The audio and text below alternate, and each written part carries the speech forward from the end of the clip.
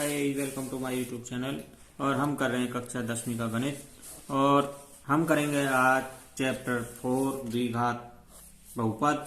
और उसकी प्रश्नावली करेंगे आज 4.1 और उसका प्रश्न नंबर 1। प्रश्न नंबर 1 में आपको दिया है, जो से पूछा गया, जांच कीजिए कि क्या निम्न द्विघात समीकरण हैं।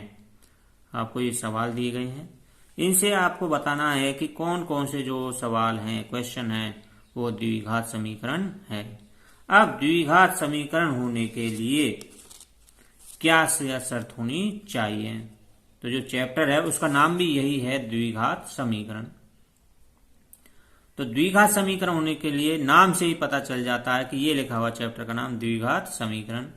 द्वि माने दो और घात माने शक्ति, पावर, घात, जिसकी शक्ति अधिक से अधिक 2 हो। उसके बाद वो तृतीय क्रम में होना चाहिए। और समीकरण है तो वो किसके बराबर होना चाहिए, 0 के बराबर होना चाहिए। तो इस प्रश्नावली में यही आपसे पूछा गया है कि कौन कौन से जो सवाल हैं वो द्विघात समीकरण के हैं। यदि हैं तो उनको बताइए, यदि नहीं है तो उनको बताना है कि कौन कौन से जो पार्ट्स हैं द्विघात समीकरण नहीं है। तो आइए गाइस करते हैं प्रश्नावली 4.1। तो देखिए गाइस, प्रश्नावली है 4.1। ठीक है, प्रश्नावली 4.1 है, उसका हम करेंगे क्वेश्चन नंबर फर्स्ट और उसका फर्स्ट पार्ट करने से पहले आपको बता देता हूं कि द्विघात समीकरण किस रूप में होती है। द्विघात समीकरण होती है ax² प्लस में bx प्लस में c और बराबर में क्या होना चाहिए, 0। बराबर में 0 हो या कांस्टेंट टर्म हो, कुछ भी हो, यानी बराबर के बराबर कुछ होना चाहिए, तो वो होती है द्विघात समीकरण। द्विघात समीकरण में इसकी जो चर राशि होती है उसकी अधिक से अधिक पावर कितनी होनी चाहिए, 2। उसके बाद उतरते क्रम में होनी चाहिए। उसके बाद कितना, 1, या ये 1 वाला हो भी सकता है या नहीं, यानी अधिक से अधिक पावर कितनी होनी चाहिए, 2। ये इस फॉर्म में भी हो सकता है ax² प्लस में c। ये भी द्विघात समीकरण है क्योंकि इसमें चर की राशि अधिक से अधिक कितनी है, 2 है। तो द्विघात समीकरण आपकी समझ में आ गया होगा। हमें इस फॉर्म में इनको हल करना है। यदि इस फॉर्म में हमको मिल जाते हैं तो लिख देंगे ये हिस्सा, यदि ये सवाल द्विघात समीकरण के रूप में है। यदि नहीं मिलता है तो लिख देंगे ये द्विघात समीकरण नहीं है। तो करते हैं गाइस, जिस तरह से पहला सवाल है, पहला पार्ट है x जमा 1 और इसका क्या है, स्क्वायर है, पावर 2 बराबर है 2 इंटू में x घटा 3।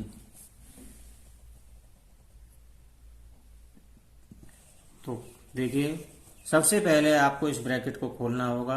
अब ब्रैकेट में क्या है, x जमा 1, तो ये और इसकी पावर कितनी है, 2। तो आपको ध्यान रखना, फॉर्मूलाज आपको याद होने चाहिए कि इसको हम मान लेते हैं a और इसको क्या मान लेते हैं, b। तो ये हो जाएगा a जमा b का होल स्क्वायर।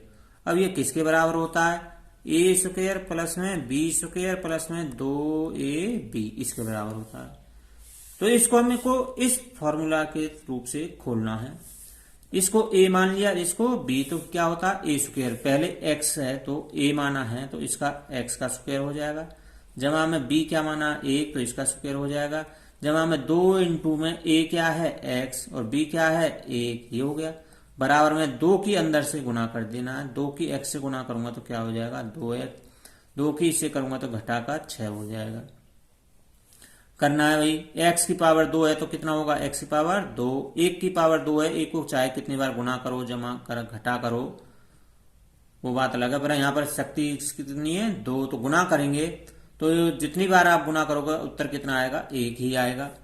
जमा में 2 की x की तो 2x और 1 से की तो 2 एकम 2x ही हो जाएगा। बराबर है 2x घटा 6। अब ये देखिए, ये प्लस का है, ये भी किसका है, प्लस का, ये कैंसिल हो जाएगा क्योंकि जब ये इधर आएगा ना, ये किसका हो जाएगा, माइनस का। देखिए करते हैं, x² जमा का 1 जमा का 2x, इसको इधर ले आएगा, घटा का 2x हो जाएगा, और घटा का इधर आएगा, किसका हो जाएगा, जमा का। बराबर में क्या रह जाएगा, खाली 0। जमा और घटा क्या हो गए, कैंसिल।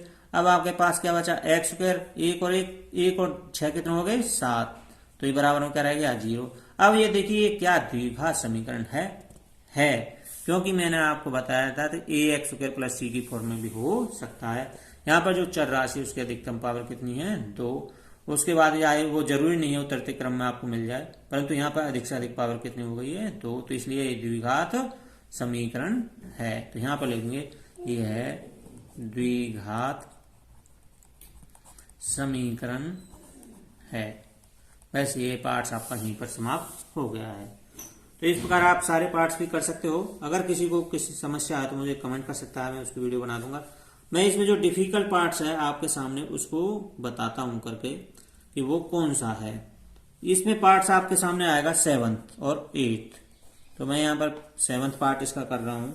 7th पार्ट है आपके सामने x जमा 2 और इसका क्यूब, इसकी यानी शक्ति कितनी है 3 बराबर में 2x इंटू में x स्क्वायर घटा में 1, ये है। तो देखिए ये क्यों थोड़ा डिफिकल्ट होगा आपके सामने, क्योंकि इसमें इसकी शक्ति कितनी है 3 है। और जो अभी हमने क्वेश्चन किया था फर्स्ट पार्ट, उसमें शक्ति कितनी थी 2, उसको तो हमने a जमा b के स्क्वायर से खोल दिया था।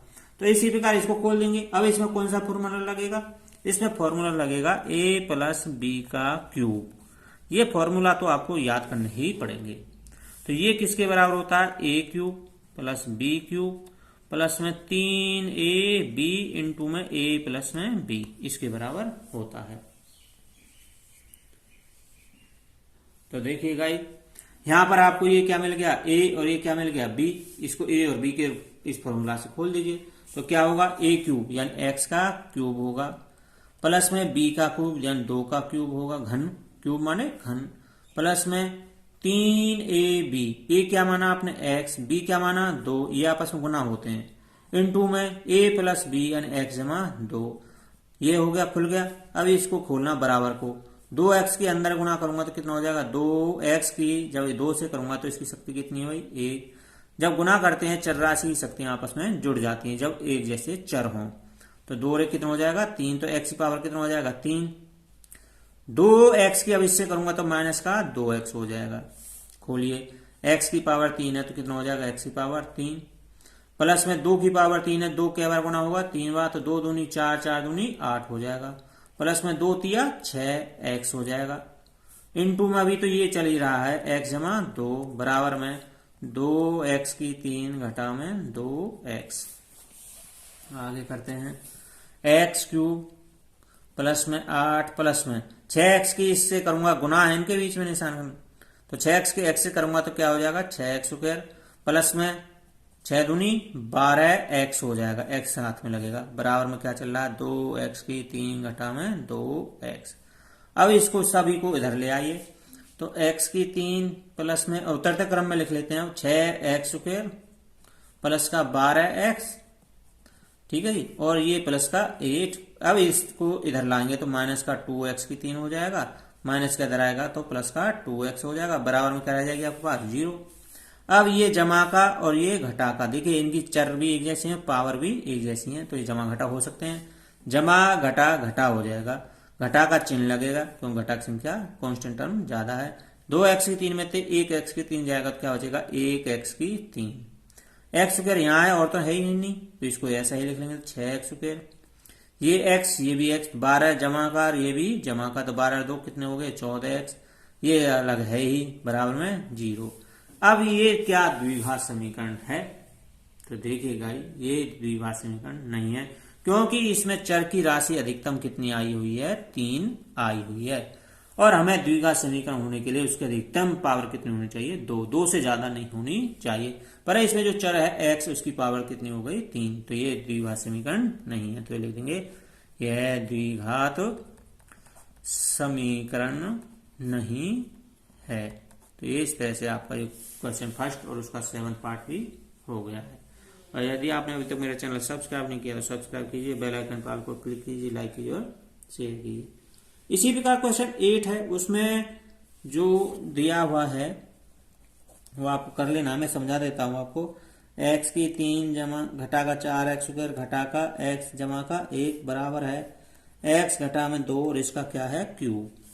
यहाँ तो ये आपको खुला हुआ है, ये आपको खोलना है, किस फॉर्मूला से खुलेगा ये a घटा b का घन, इस फॉर्मूला